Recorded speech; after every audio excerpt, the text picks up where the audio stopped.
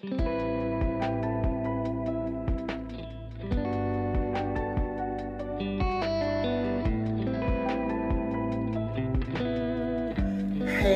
what's crackalacking, good people? What is going on in your world? I hope all is good with you. And I really do. I really do. Hey, my name is Yvonne Maurice. You may not know me from a can of paint, but that's all good because I'm thankful that you are listening to my podcast, Trippin with Yvonne Maurice. I am here to share stories of joy and stories of disbelief. Some of it a little bit traumatic, but it's all good and good for the soul and makes you laugh and brings a smile to your face, make you think sometimes. But that's what my goal is as a stand-up comic, to make people think. And for those who don't know, again, my name is Yvonne Maurice. I'm based out of Atlanta, Georgia. And this is not my first rodeo on trying to do anything online like this. I have before tried to have a YouTube channel under Yvonne Maurice. Check her out, Yvonne Maurice Comedy, if you want to check it out. I think I have like 12 videos, but like 6 videos, but I'm going to start adding these podcast videos there. So you're probably either watching this or you're listening to this on the podcast. So regardless, I'm thankful for any eyes on my videos and any ears tuned in. I appreciate you all. I really, really do. So again, like I said, I am here in Atlanta, Georgia. I've been doing stand-up comedy for about 10 years, and I really have lost the passion of doing open mics in front of other comics. I've just lost that passion, man. I got tired of the dry laughter and the potential joke stealing. I just got tired of it, you know. Plus, when COVID hit and I had to really basically stay inside like everybody else, right? I learned that I didn't like people that much. I thought all these years that I was an extrovert, you know, because I like to talk and tell all my business. But as the years have progressed, my light has been dimmed. People were trying to dim my light for so long. I had dimmed my light, you know, and I kind of like not having to say nothing to nobody or interacting with anybody. It's kind of nice for those 2 years. I ain't gonna lie. I became an introvert. I don't know what they call them. I think they call them ambiverts. I don't know what they call them. But I just know that that's what I became because I realized that people got on my nerves and they made me nervous. You know, I didn't want to do anything with crowds. None of it. None of it. Why are you beyond the 6 feet of space, ma'am? I don't appreciate that. You need to back the fuck up. Now, I'll be working on my cursing as well, you guys. Just FYI, I do like to cuss because, you know, I was raised a Christian girl. So, and we couldn't cuss. We used to get in trouble for it.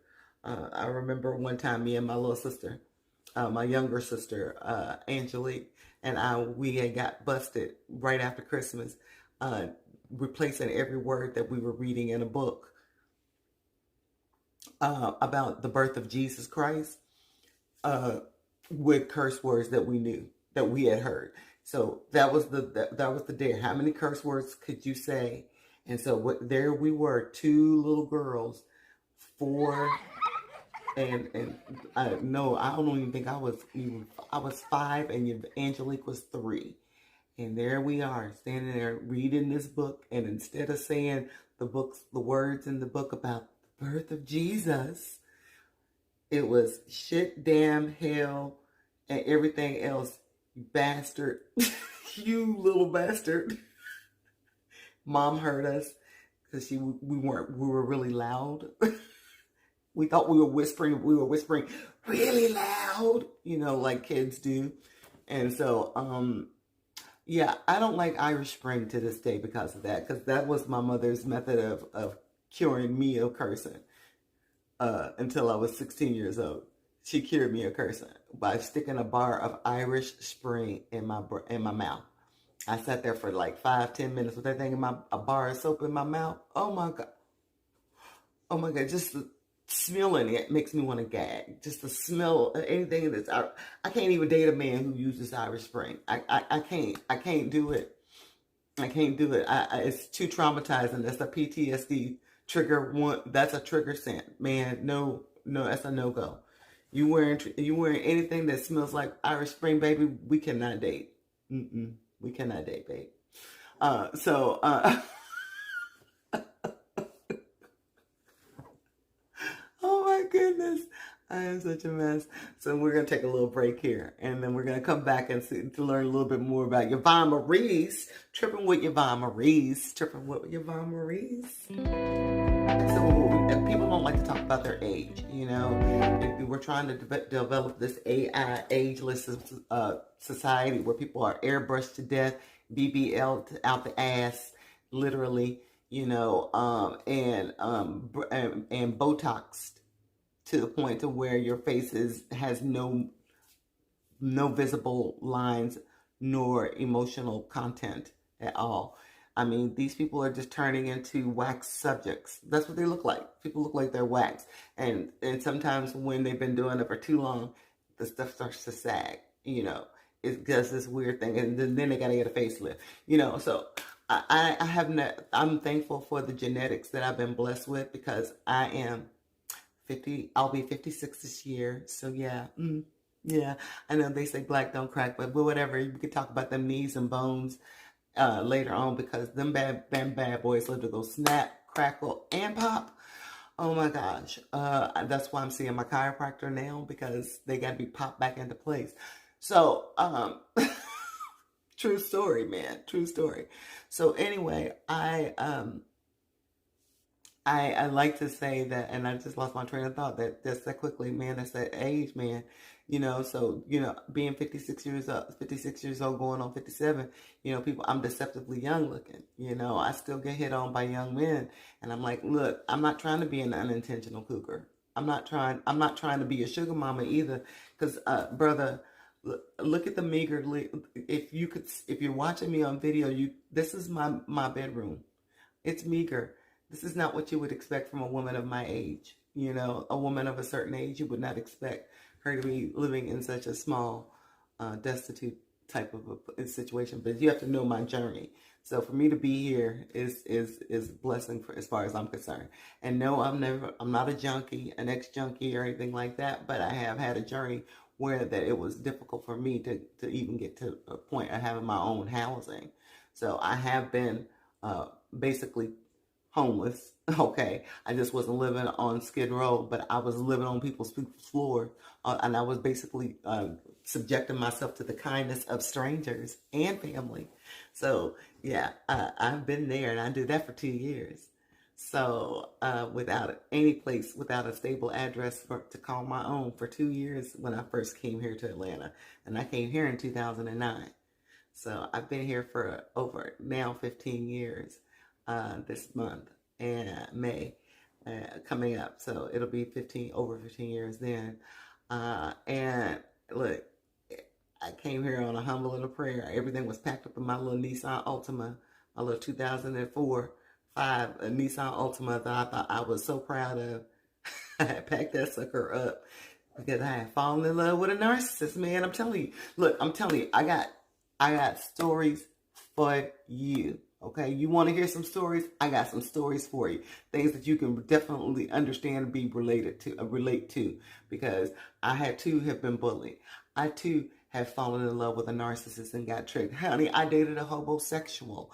I've had every job in the book except for be a prostitute, a doctor, or a stripper. So, I mean, I've done it all, people. I've done it all. Look, I've worked in radio. I modeled. I may have been modeling in church basements and in community centers. Does not matter. The point is that I was wearing clothing that was not my own in a store, in a runway situation. It may have been tape on the ground. It may have been a rug, but it does not matter. There was a runway involved.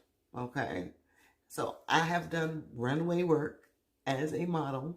I've done local fashion shows from local, artists who are creating clothing. I'm not saying any names because I can't remember any of them.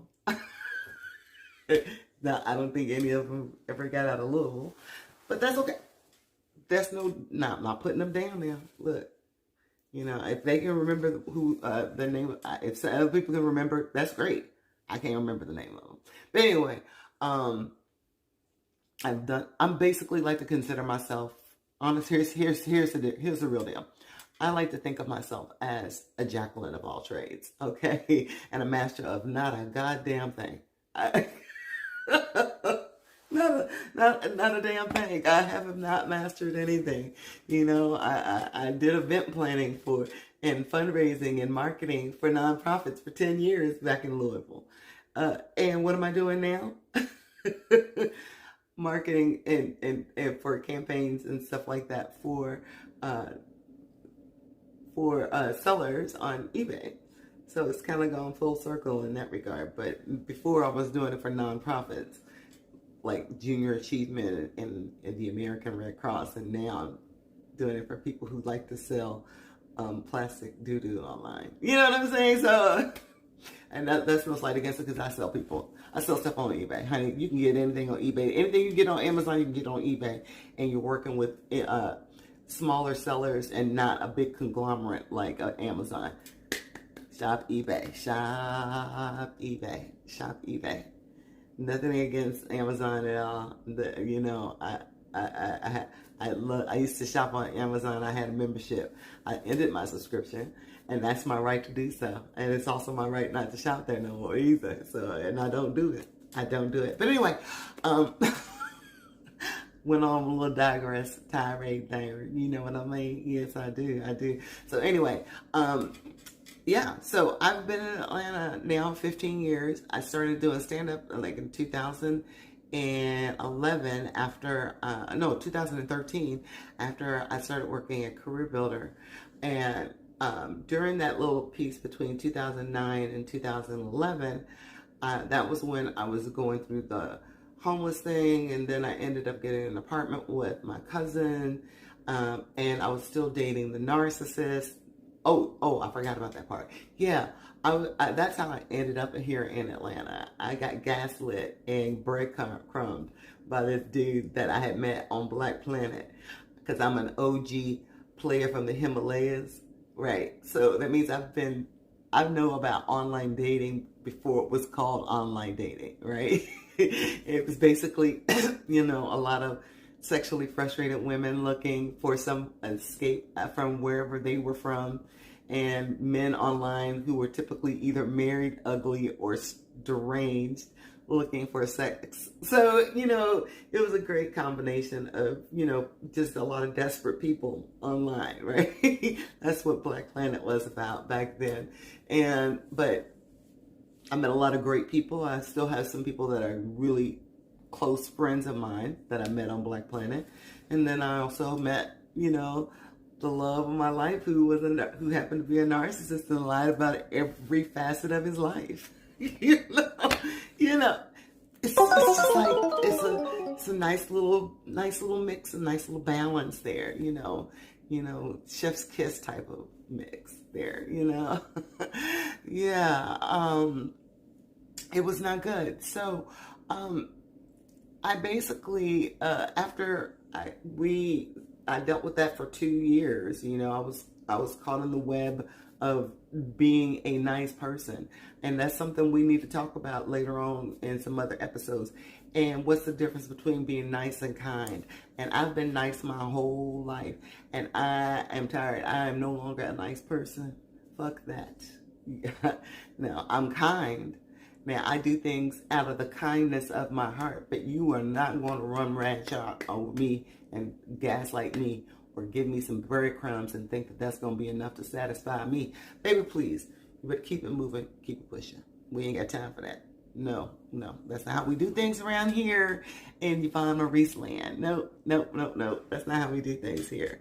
So anyway, I'm hoping that, you know, as you continue to listen to me talk and my stories and my little tirades and my digressions, that you want to stick around with Trippin with Yvonne Maurice, because I'm just saying, it's an experience, and you definitely gonna be tripping. Okay, I mean, I just heard it all my life. Yvonne, you are a trip. You crazy, girl. What's wrong with you? I can't believe you said that. That is terrible. Well, you know, I can admit that there are times that I would say things just to get a reaction out of people because I knew that they would respond to it in a certain way. So anyway, you know, I've known for a long time that I guess I was funny, but I didn't realize that I was funny enough to be able to be in front of people telling them that kind of stuff, you know, or trying to do it professionally. But I also realized that I'm not really a joke teller. I'm a storyteller who is a humorous storyteller. That's what I am. I'm a humorous storyteller. So, and I think that a lot of times there's always a little nugget of something that you can get out of it. You're like, okay, it could be a cautionary tale for you, or it could be something just as simple as bringing a smile to your face or bringing some joy to your heart. That's the goal behind me being able to share my stories with you. And some of them are going to be some truths that might need to be revealed. You know, there's a lot of things that I've experienced. Again, I'm 57 years old. Everybody in my family from 1888 looks like this, okay? I have an aunt who is 73 years old. She just recently turned 73. She looks immaculate. Her and I have the same face and her skin looks like mine. She's 73. Her body looks better than mine. In fact, she's thick and curvy in all the right places. And she's talking about how, you know, she keeps a little weight on her because it fills out all the lines. And I told her, I said, yeah, you know, it also fills out all the lines. A nice, fresh sinus infection. Like I've got one going on right now. And look, you can't see any crow's feet or anything. The puffiness, I'm telling you. It's amazing. It's nothing like an immaculate, fresh sinus infection to keep your skin glowing and rosy and eyes swollen. I'm telling you. Yeah. Yeah. Not a line in sight. Not a line in sight. I'm telling you. But anyway, nobody in my family ages. It's just the way it is. It's a genetic thing. I like to think of it as reparations, honestly. I think of it as a form of reparation. Since we can't get 40 acres and a mule, at least we'll have wrinkleless, non-sagging skin until we're 90. You know, fuck the bones and stuff, and they're gonna creak. That stuff is gonna creak and it's gonna snap, crackle, and pop. That's why I go see a chiropractor personally. I'm just saying. That's why I go see a chiropractor. So anyway, again, this is the reason why I needed a podcast. I can't do this in stand-up. Can't do this kind of stuff in stand-up. No. You only get 5 minutes. That's all you get. There's not enough time for you to talk about all the experiences or all the things that you want to talk about that may be in line with that joke. It's just too much. It's just too much. So I just need my own little platform where I can just do whatever the hell I want to do. And that's why I'm doing this. Okay. So I may only get maybe 6 viewers and listeners, but I don't even care. If somebody enjoys it, that's all I care about. But anyway, when I'm on the tirades, don't you? I don't know. I'm just going these little tirades as I'm telling my stories, don't I? So anyway, I came from Louisville, Kentucky. That's where I'm originally from. And like I said, you know, I did a little bit of everything while I was in Louisville. I worked on demos. I did modeling. I used to sing in groups. In fact, I used to sing with a rock band. We used to do Journey covers. True story. And I used to work in radio. Met a lot of celebrities. I used to work at an art center. So I met a lot of celebrities. I'm related to a celebrity who's now passed. Muhammad Ali is my second cousin. And before you be getting all in thinking like, how you related to him? Your last name is Maurice. That ain't how you related. My last name is Clay. Maurice is my middle name. Yes, my mama was high on morphine when she named me. She thought the 2 French names would be cute together. Look, I ain't got no control over what she decided to name me, okay? I ain't got nothing to do with that. But I have decided to embrace my name, okay? And now it is my stage name. But it's still legal. So I ain't breaking the laws and I ain't doing nothing legal. So if somebody writes me a check and they say, Yvonne Maurice, I can still cash that bad boy because that's what's on That's, but hey, to just a word of advice to you identity thefts out there. Don't waste your time trying to, steal my credit or buy a house or some shit like that. I am not wealthy. The only thing I inherited was the last name Clay. That was it. I didn't inherit nothing else from Muhammad. All right. Because he wasn't even my daddy. All right. He was my second cousin. His daddy and my granddaddy were brothers. So we weren't even raised together. There's no way that I would have any other relationship with this man. But that didn't mean that I wasn't proud of being related to him. In fact, I really was. I used to love to talk about it in school, especially in the first and second grade. I can remember just being so proud and having all the other kids, and we're sitting there playing with our blocks and everything and talking. And one little kid, he's like, I'm related to Michael Jackson. And I was like, and everybody believed, ooh, really? Does Michael do this? And and they ask him all these questions because he's talking about he's from Gary, Indiana. So everybody believes him, right? And I was like, that's cool. I'm related to Muhammad Ali. And they're like, no, you're not. You ain't related to Muhammad Ali. You don't, whatever. You're lying. Everybody thought I was lying. I don't know. It was just, and then I had to prove it. If you are, then prove it after school. And I had more fights with boys who did not believe that I was related to Muhammad Ali from the kindergarten, basically to, the 8th grade.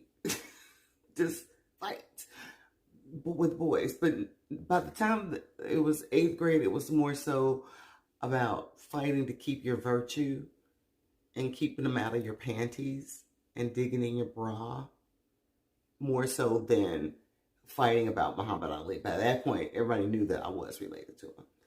But when I was younger, they didn't really believe it. And so they wanted to fight me to test me out. And he had that slogan of floating like a butterfly and stinging like a bee. And, and I'm just like, I'm probably going to cry, but first I'm going to dot you in your eye. That was more my motto, because I would cry like, why you picking on me? I don't understand. I ain't done nothing to you. Why you, but then I'm going to put these paws on you and I'm going to bust you in your eye. Please believe. I'm going to do my best to take you out. I mean, I was protecting myself. And I never stopped doing it. I mean, I remember one fight I had with this young boy named, I don't remember his name. But anyway, this little boy, he was probably about 9 or 10. And I was like 13 or 14. And I was wearing a tube top. And I had my little new boobies in my tube top. And some shorts on. And he just literally, his whole goal was to disrobe me in front of everybody. That was his whole goal, right? It wasn't about fighting me, but he kept on pushing me and grabbing at me. And I knew what he was trying to do. So, and as I was trying, and I was wearing my Dr. Scholl's shoes, which became my weapon of choice in the hood in the early 80s against these boys. I had my Dr. Scholl's on, and as I was trying to reach down to get my Dr. Scholl's, he reached up and pulled my tube top down. And everybody's like, ooh, Yvonne's boobs is out. Oh, look at her titties. I pulled that tube top up, and as I pulled it up, I grabbed my Dr. Scholl's shoe, and I proceeded to whoop that little boy in the back of his head with my shoe holding my tube top up. I did not play. I was never the one to come to play with. I didn't care if you was a boy and how big you were or how old you were. If you put your hands on me, we're going to have a problem. We got a problem, homie. All right? We got a problem. Yes, we do. I didn't play them kind of games, I was a hazelnut in my neighborhood. I was hard to crack. You ain't getting nowhere with me. I promise you. Mm-mm. It was just crazy though. After I got to, college, that's when I became more like soft boiled peanut. Because the egg had been cracked at 17. So once the egg had been cracked, once the hazelnut had been cracked at 17, yeah, I was dumb. That's all I can say. I was young and dumb, and they saw my stupid ass coming. Okay, there's a lot of stupid things that I did, and all in the name of acceptance of others, of my peers. I wanted to be accepted. I wanted the boys, the men on campus to love me, and I wanted the girls to be jealous of me. I wanted to see all the things that I had experienced or saw on Love Boat or read in a Judy Blume teenage novel, or I wanted that. I was living in a la la land, people. Okay. I had no idea because I was really, really sheltered. And if I wasn't on punishment, and if I wasn't on punishment and reading a Jackie Collins novel, Stephen King, or a Judy Blume. Okay, again, like I said, she had a lot of teen novels, and they were kind of pornographic. And I was really reading all of these books for the sex scenes, people. By the way, I was just reading them for the sex scenes. I was a horny teenager who wasn't getting any and had no idea what to expect, who had never had a date. So yeah, I was reading it straight for the sex scenes. But I started reading these books like at 12, like 12. So I got in trouble for reading them. Like, yeah, that's another story, y'all. So anyway, another episode. I'll have to tell y'all about that. You have to ask about it and remind me and say, hey, Yvonne, we want to hear about when you was in school and how you got in trouble for bringing a dirty book to school. So anyway, just, if you want to hear about it, let me know. But anyway,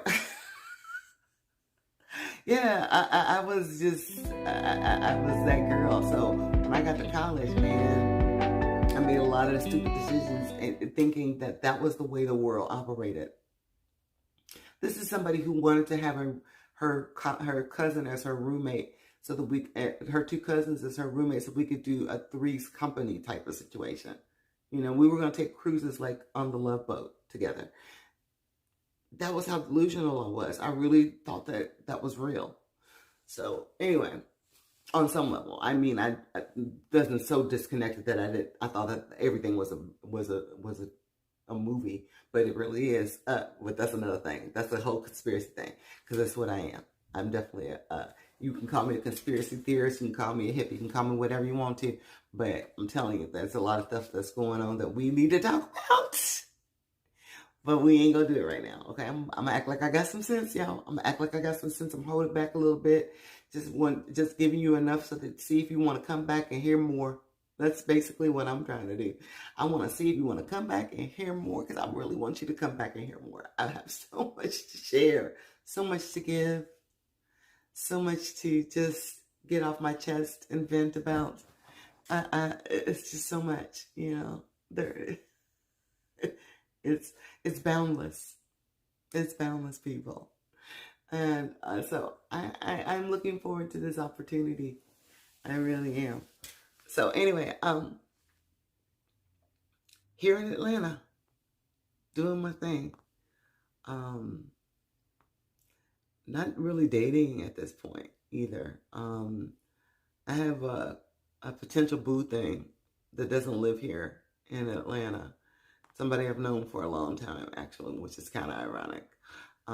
They live in another big city. I'm not going to say any names. Again, like I said, I'm protecting the innocent and not so innocent as well.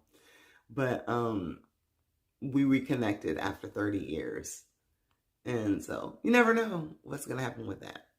Who knows? I don't know. But other than that, I'm not really dating anybody. I get approached. But again, like I said, it's usually those little young dudes who, with all the swagger in the world, and they pushing carts in the parking lot of Publix and Kroger's. They have all the swag in the world. But